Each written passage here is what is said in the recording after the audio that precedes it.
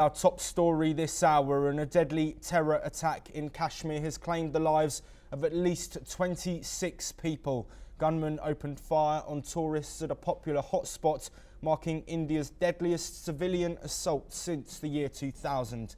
Indian security forces have launched a massive manhunt focusing on bringing those responsible to justice. Prime Minister Narendra Modi condemned the heinous act and vowed swift action. Modi, who cut his state visit to Saudi Arabia short, met with top security officials upon his return. Witnesses describe seeing bodies lying on the ground, while some attackers spared women. Authorities have not released an official toll, but security sources confirm the devastating loss of life. Intelligence sources indicate that 4 terrorists were responsible for the Pahalgam terror attack. 2 Kashmiri terrorists and 2 Pakistani terrorists were reportedly involved, with body cameras mounted on them during the assault. Designated terror group Lashkar-e-Taiba's TRF have been identified as the group responsible for the attack. The hunt for the attackers continues, with all efforts focused on ensuring they are held accountable. We're bringing you some more updates on this terrorist attack, and global leaders have reacted with outrage following the deadly attack in Kashmir that killed at least 26 people.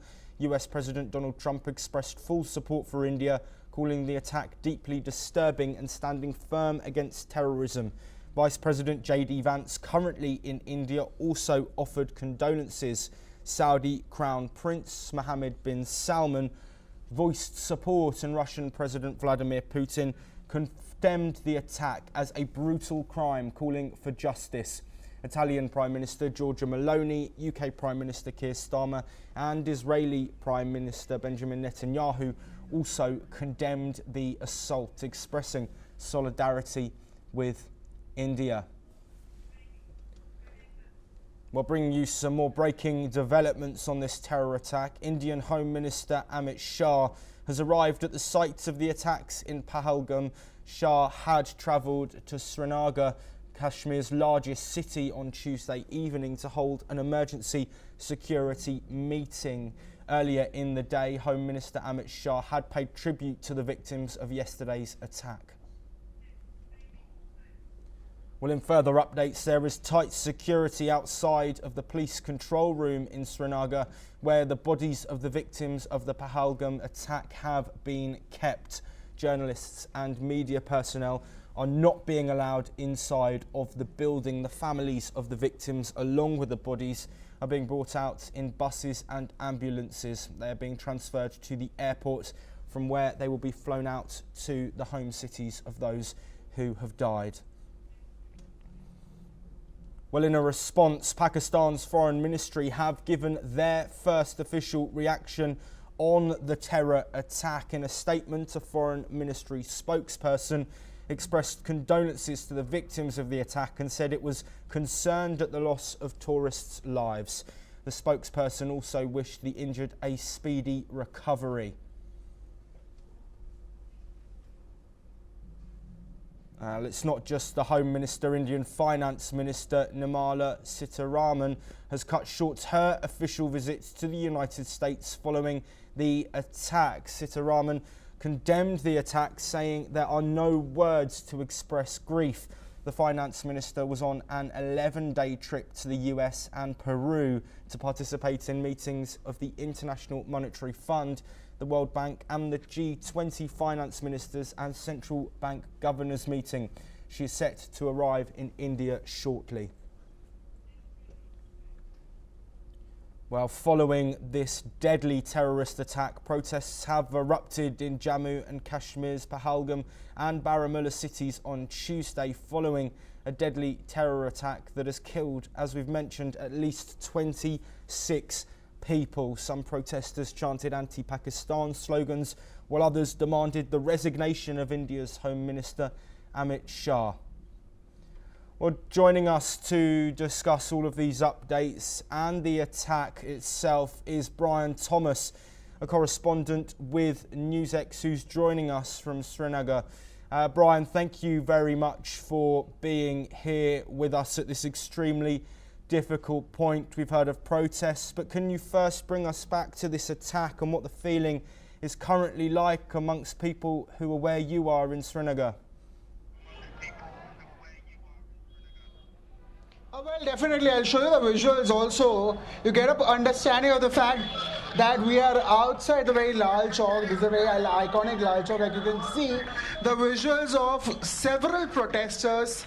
They are coming and marking this day today as a Black Day. You can see black flags, black saffrons, all being worn. They have placards over there. The placards have been put out there. Different types of placards have been put out to show solidarity for the people who lost their lives. Unfortunately, there have been 26 people who lost their lives and 17 have been injured. We were just, before this, we were outside the PCR where the mortal remains were there. The Home Minister, the Lieutenant Governor, the Chief Minister Omar Abdullah and the DG were there also to take cognizance of the situation. A wreath-laying ceremony was also taken place and many mortal remains were also taken back with their families to the airport and their different places would be taken out. Now, very importantly, a very important situation has taken place yesterday where tourists were attacked and unfortunately 26 people lost their lives. Even in 11 years, for the first time, a Prime Minister had to cut short a trip. The Prime Minister of India, Narendra Modi, cut short his trip from Saudi and implaned towards India. And then he reached Delhi in the morning, took cognizance of the situation. The Home Minister of India, Amit Shah, was also there. From yesterday, he was taking high-level meetings as well. And you can see these visuals also. The barricading, the security arrangements have been on place. You can see the Kashmir police, you can see the CRPFs all being deployed. And also very importantly, many foreign leaders also condemn this very attack. You talk about Donald Trump, you talk about Putin, you talk about Giorgia Meloni, you talk about US ministry, the French government also condemned the attack. The German government also condemned the attack, stating the responsible parties must be identified and held accountable. Prime Minister Scott Morrison also condemned the heinous terrorist attack. Even Chinese government expressed deep shock over the attack. Even Ibrahim Mohammed Soli strongly condemned this attack. You can see these visuals also where the people are calling this day as Black Day. They have even placards hold which shows it's written, "We mourn the innocent killing," and all around this place, which is a bustling area, which is a touristy place, they have all come shut. The entire place have been come on shut. The people, the shopkeepers, they've closed all the markets. They've come on ground to protest against the brutality that has happened against the tourists. You can see all these shops have been closed. A hartal, barricading has also been done. Entire shops have been closed. This entire day has been called off by the tourists, by the locals here. The shopkeepers, they have closed this place in and around Kashmir. The security have been beefed up, heightened at this area. Again, before I go back to you, I'll again lastly show you these visuals also from Lal Chowk, to the fact that you get an understanding, you get a perspective of the fact that you see all these police personnel, Kashmir police, they've all been deployed here, and this has been a complete high vigil. Securities have become very sensitive. The PCRs have been locked up. This entire place, which is regarded as a bustling area, a very high tourist place, all kinds of tourists come here to chill, to spend a quality time. It has all come in a halt. It feels like when you're here on ground, it feels like everything comes in a standstill.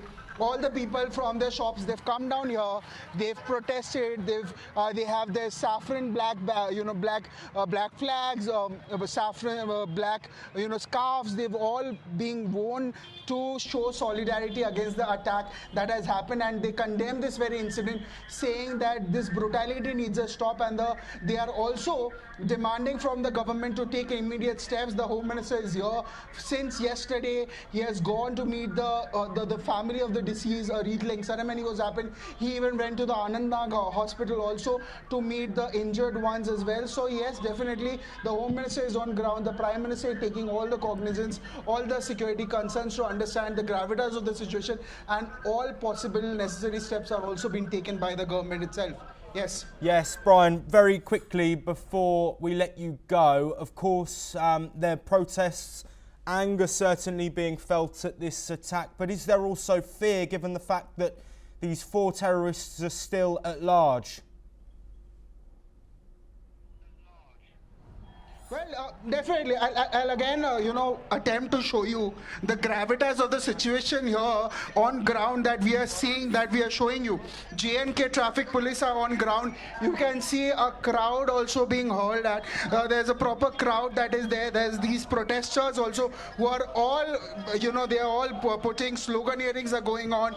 They are voicing their opinion also of the fact of the condemning this very incident that has happened. They're voicing against the incident, against the attack that has happened, and also raising concerns about these attacks that has happened. Ahead of this also you can see security forces, the police is all on vigil. They are also trying to disperse the protesters, the crowd also, to maintain a smoother flow of traffic. You can see they're trying to disperse the crowd also. So you see the deployment of J&K police also who are here, and all the in and around Kashmir also the securities have been heavily guarded, heavily been also put out in place to ensure that the things here becomes better than how it was.